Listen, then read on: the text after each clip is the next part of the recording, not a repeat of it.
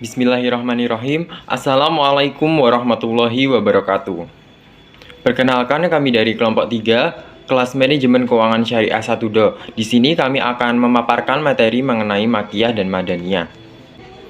Pada kesempatan kali ini, kami akan memaparkan materi dengan tema makiyah dan madaniyah, di mana kami membagi materi tersebut ke dalam 4 subbab, yaitu yang pertama mengenai pengertian makiyah dan madaniyah itu sendiri, yang kedua mengenai ciri-ciri makiyah dan madaniyah, yang ketiga mengenai teori penentuan makiyah dan madaniyah, dan yang keempat atau yang terakhir yaitu mengenai manfaat mempelajari makiyah dan madaniyah itu sendiri. Baik, tanpa berlama-lama lagi, mari kita langsung saja pada subbab yang pertama, yaitu mengenai pengertian makiyah dan madaniyah. Menurut para ulama, pengertian makiyah dan madaniyah terbagi atas 3 aspek, yaitu yang pertama berdasarkan masa turunnya, yang kedua berdasarkan tempat turunnya, dan yang ketiga berdasarkan sasaran pembicaraan. Pada aspek yang pertama, yaitu berdasarkan masa turunnya, makiyah adalah ayat-ayat dan surat yang diturunkan sebelum Rasulullah hijrah ke Madinah, sedangkan madaniyah adalah ayat-ayat dan surat yang diturunkan sesudah Rasulullah hijrah ke Madinah. Lalu pada aspek yang kedua, yaitu berdasarkan tempat turunnya, dijelaskan bahwa makiyah merupakan ayat atau surat yang diturunkan di Mekah dan sekitarnya seperti Mina, Arafah, dan Hudaybiyah. Sedangkan Madinah merupakan ayat atau surat yang diturunkan di Madinah seperti Uhud, Quba, dan Sul'a. Lalu pada aspek yang terakhir atau yang ketiga, yaitu berdasarkan sasaran pembicaraan, makiyah memiliki arti yaitu ayat-ayat atau surat yang turun yang sasarannya ditujukan kepada penduduk Mekah. Sedangkan madaniyah memiliki arti yaitu ayat-ayat atau surat yang turun yang sasarannya ditujukan kepada penduduk Madinah. Untuk materi selanjutnya akan dilanjutkan oleh rekan saya. Ciri-ciri surah makiyah dan madaniyah. Surah makiyah 1. Terdapat lafal kata kalah pada Al-Quran diulang sebanyak 33 kali dalam 15 surah. 2. Setiap surah di dalamnya terdapat sujud tilawah. 3. Diawali dengan seruan Ya Ayyuhan Nasu. 4. Semua surahnya atau ayatnya diawali dengan huruf tahaji. 5. Semua surah atau ayat-ayatnya terdapat isi kandungan kisah-kisah Nabi dan umat-umat terdahulu. 6. Salah satu ciri surah makiyah adanya kisah-kisah Nabi Adam dengan iblis. 7.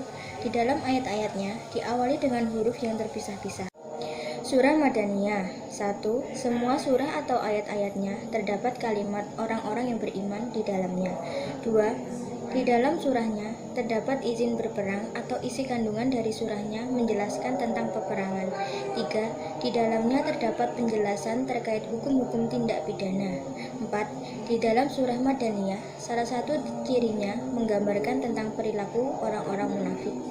5. Di dalam suratnya dibahas oleh para ahli dianjurkan untuk tidak terlalu berlebih-lebihan dalam beragama. Teori penentuan makiyah dan madaniyah. 1. Teori geografis. Menurut teori geografis, makiyah merupakan ayat yang turun di Mekah baik waktu Rasulullah hijrah maupun sesudahnya. Sedangkan madaniyah, ayat yang turun di Madinah baik waktu turunnya sebelum Rasulullah hijrah maupun sesudahnya. Ada beberapa ayat Al-Quran yang tidak turun di wilayah Mekah dan Madaniyah, yaitu Quran Surat At-Taubah ayat 42 di Tabuk, dan Quran Surat Al-Zukhruf ayat 45 di Baitul Maqdis, Palestina. Yang kedua adalah teori historis. Makiyah merupakan ayat yang turun sebelum Rasulullah hijrah, dan Madaniyah merupakan ayat yang turun sesudah Rasulullah hijrah. Teori ini banyak sekali yang mendukung, karena teori ini mencakup keseluruhan ayat atau surah Al-Quran. Yang ketiga adalah teori subjektif. Makiyah merupakan ayat yang berisi panggilan kepada penduduk Mekah dengan panggilan wahai orang-orang yang ingkar. Sedangkan Madaniyah merupakan ayat yang berisi tentang panggilan kepada para penduduk Madinah dengan panggilan wahai orang-orang yang beriman. Kelebihan teori ini adalah rumusannya yang mudah dimengerti dan lebih cepat dikenali. Yang keempat adalah teori konten analis.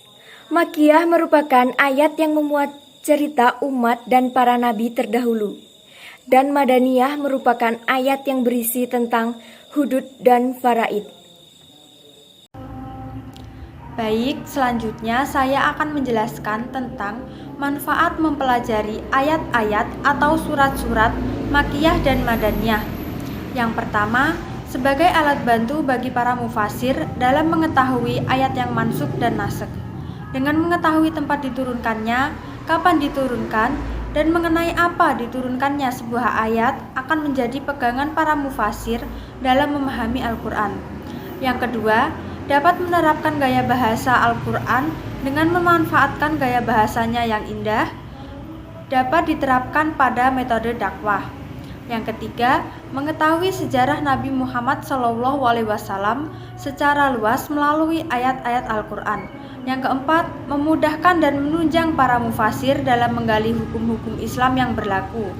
Yang kelima, sebagai sarana informasi seputar Nabi Muhammad SAW dalam membimbing dan membangun masyarakat Islam. Sekian presentasi dari kelompok kami. Kurang lebihnya mohon maaf. Wassalamualaikum warahmatullahi wabarakatuh.